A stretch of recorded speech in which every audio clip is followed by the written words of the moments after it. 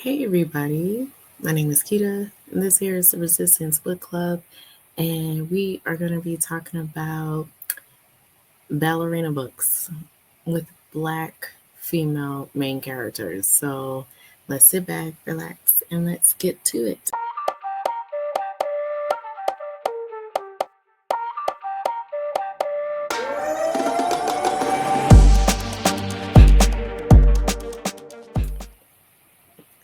So I had the pleasure of reading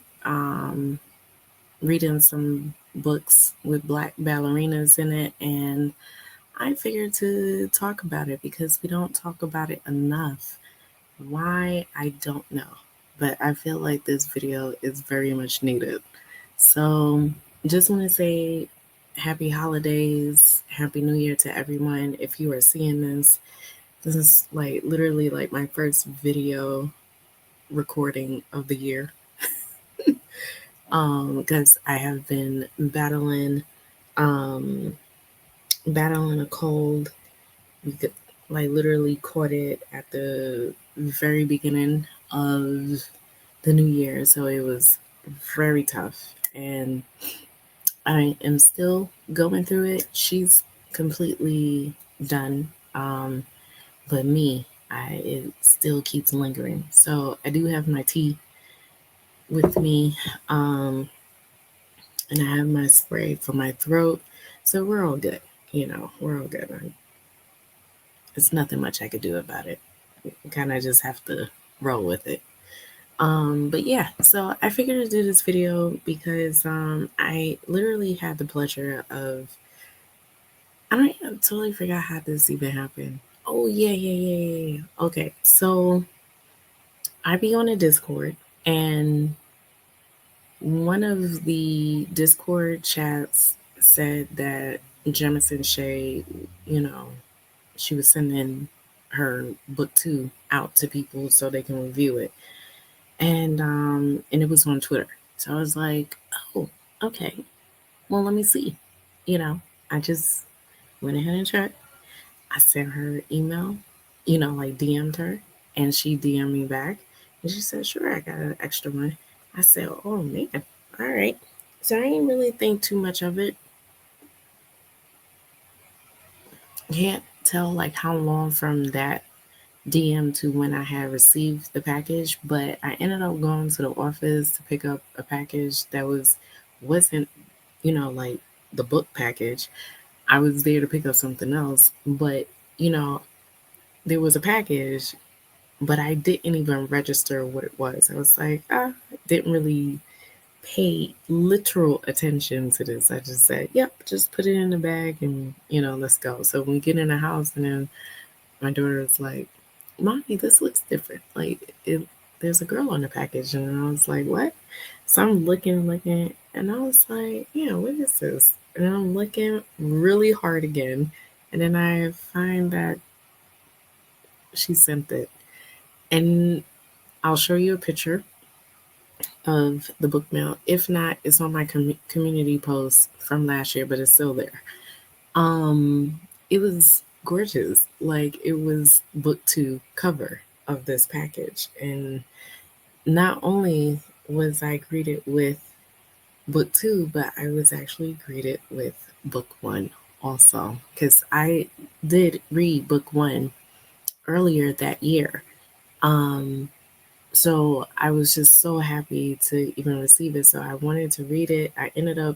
So I was reading it, and then I said, I think it would be better if I did a hybrid reading. And so I went ahead and listened to it and purchased the Kindle edition. So I actually have it, and it supports the author anyway. So listen to it. We immediately hit the ground running with book two. But let me talk about book one. So book one of Jemison Shea is I let me I feed her to the beast, and the beast is me. And you are following Lori Mesney. She's a perfectionist. She is a young black ballerina that really wants to take the center stage. Unfortunately, She has to go through like her best friend in order to get to this center stage. Lo and behold, she makes a deal with the devil, and you gotta feed this person. So in order for not feed the person, but feed the beast, and in order for her to even get to where she needs to be, you got to give something to the beast, and that's what happens. I thought it was actually really good. You do get to see the ins and outs of what a young black woman has to deal uh, with the day to day of being a ballerina amongst this white, her white peers, and also the parents too, the parents of those kids. Um, and then you also get to see the issues that she has with her own parents and especially with her mom. I thought it was actually really good. I did not know that it was a ballet book, to be honest. When I first read it, I didn't know that. I saw many people talk about the book, but they never mentioned that it was a ballet book. I think if they did, I would have read this like a lot earlier, but neither here nor there. I ended up reading it. I really enjoyed it. I loved the thriller part of it. There was no mystery. It's just thriller, horror, I should say. It's more horror, and also the racism, the microaggression, the pretty much, so to speak, the injustice that's within the school itself, the ballet school, and then you have that side of the horror where she is dealing with the the beast. We'll just call it the beast because I don't want to give nothing away. Now, after that, the second book. So something happens clearly at the end of the first book, and it literally picks up like I want to say maybe a few months after the first book. You still follow Lori and her, how would you say, like the whole dealing with her feelings, dealing with the thing that happened from the first book, and then also dealing with her friends, and the boy that she likes. Not only that, but certain people started coming back into her life, and she's also trying to figure that part out. And then as well as the beast. So, with that being said, um, you know, it kind of broadens. So this book here kind of broadens the scope of literally. This is more than them, and you find out later on it is bigger than them and bigger than the ballerinas. But nevertheless, like Lori is like the top notch, and just trying to navigate what that means and how to maneuver in. I think she's in France, in Paris, or something like that, and navigate that whole situation after the incident that happened in book one. Overall, it was great read. Like I really enjoyed it. I love the narrator in book two. It was so good. She killed it when she was the beast in the book two. I mean, I'm pretty sure she did in book one. I think I just only read it. I don't think I listened to it. I think I just read book one, but in book two, I listened to it. She did a phenomenal job narrating this whole thing.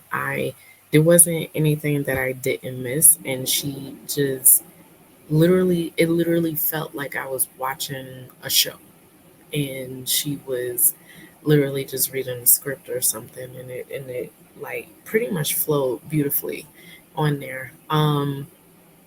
All the characters that were in there, it kind of heightened broaden up their character development, to be honest, even though it can seem like it was a standstill, but not really. Um, it is pushing the story of where this story needs to go.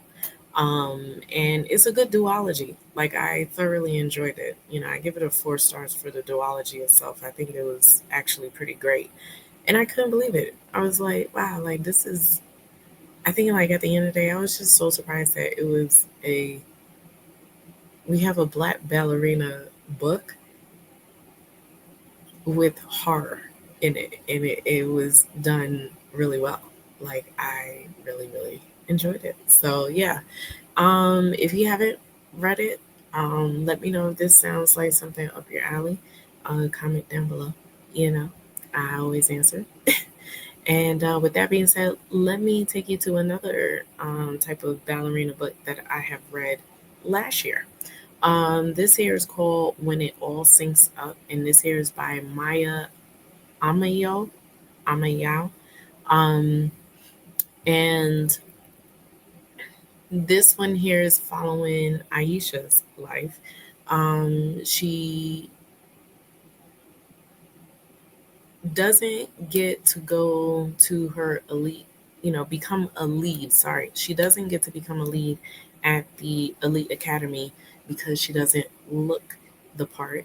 And so she's dealing with the constant discrimination, which was really, hurting her mental health. She also has a best friend, Neil, who is in the art school, and he ended up switching, going to a different school, and then told her, yo, come to my school and you can figure out what you want to do there. So when she does, she ended up going to the school and realizing that she has to deal with the constant racism and discrimination going on in there, as well with the other ballerinas, the white ballerinas. Then you get to see the issues that she has going on with her parents, and that's, it seems like that's an ongoing thing amongst the kids when it comes to the ballerinas, that they have absolute big issues when it comes to their parents, and that's wild to me. Not to say like there's no support, but I feel like they're constantly putting too much pressure, um, on the kids, and it's killing their mental health. Like, it's just doing too much. But this one, man, this was a surprise. This was a real surprise. I believe I had gotten this from NetGalley, and I read it. I didn't listen to it. I just read it through, and I thought it was dope. Like, it was dope. It was really dope. I think I had given it like about 4.5 stars. It was so cool to literally see what every day is like and see her mental health diminishing as you are reading the pages and following through her journey, Aisha's journey. It was astounding, and it made you feel like you were going through the same mental health issues that she was going through. Um, I thought it was solid. Like, this, yeah, that one is a book to read for sure, and especially for kids that are constantly dealing with mental health and the things that contribute to harming your own mental health. I think it's really important to read these types of books. So yeah, that one was really, really, really solid. So it was good. The next one, this one here is actually a nonfiction book, and it's called The Swans of Harlem. I actually read this last year for the NetGalley November, because I actually had it as a NetGalley ARC, and I was able to get the art, but it had already came out, and then so I was able to get it as a audiobook. Really good, really good. This here is written by Karen Volby, but this here is talking about during the civil rights movement, You had, I believe there was five black ballerinas in Harlem, and you get to see their or read of their struggle during that time of wanting something so bad that they really had to do it. It didn't matter, if you didn't like ballet, they were going to do it. You know what I mean? And to see them overcome all of the trials and tribulations in life, like especially in New York, in Harlem, and to find that found family when they all had come together, all the ballerinas and even like the stage crew and everything, to actually put together these performances night after night. Um, it was stunning. It was stunning. It was beautiful. Like I really enjoyed that. I really did. I actually remembered there was, I think there was a documentary on it, because as I was reading, I was like, damn, like this sounds familiar. Like I actually feel like I watched something or read something about it. I probably have, because I'm a New Yorker, so I'm pretty sure it was something that I have read or they talked about or something. But this was stunningly beautiful, and I'm happy that they were able to turn this into a book, something that will last forever and ever and ever. Because it needs to be talked about. Like this here was a part of history, and if we don't read up on these things, they will be forgotten. And happy that there is a book. If you have not read that, please do yourselves a favor and read it, because it's a 5 star. Like it's definitely up there. Um, so yeah, that now there this one here isn't is a book that I have not read yet, but I am gonna be reading it this year, because I ended up reading a book called Old Sinners, and this here was by Nicole Cuffey, and that one is totally different than this book here. The Ulsters is about a cult, and it was so good.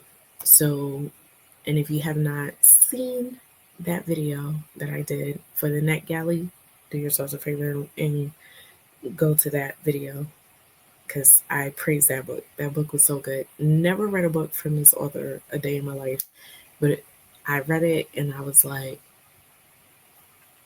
at first, I said, "Where are we going?" And then when we got to the end, and I was like,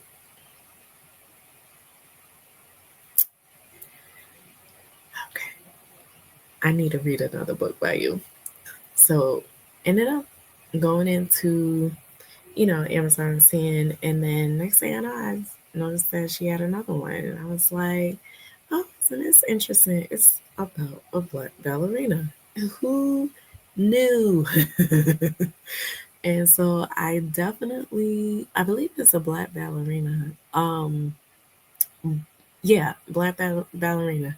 So this here is a 22-year-old CC Cordell, and she's promoted to principal at a New York City ballet. She instantly catapulted into celebrity, heralded for her inspirational role as the first black ballerina in the famed company history. Even as she celebrates the achievement of a lifelong dream, Cece remains haunted by the feeling that she doesn't belong. As she's as she waits for some feelings of rightness that doesn't arrive, she begins to unravel the loose threads of her past: an absent father, a pragmatic mother who dismisses Cece's ambitions, and a missing older brother who stoked her childhood love of ballet but disappeared to deal with his own demons. Honey, like you had me. So I am going to be reading that. That's an honorable mention for people. If you want to read it, go ahead. I am going to be reading this book this year because I thoroughly enjoyed Old Sinners. And I enjoyed the writing. I enjoyed everything about it. It had mixed media in there, and it just brought everything together. So I am definitely interested in seeing what she does in dances. And so, yeah, another ballerina book. Hey, you know, So, with that being said, if you know any other black ballerina books, or, BIPOC ballerina books, let me know. Put it down in the comments section. We won't know. Help me help you. Help the community out. Let's start recommending other books within this, because it needs to be told, it needs to be read.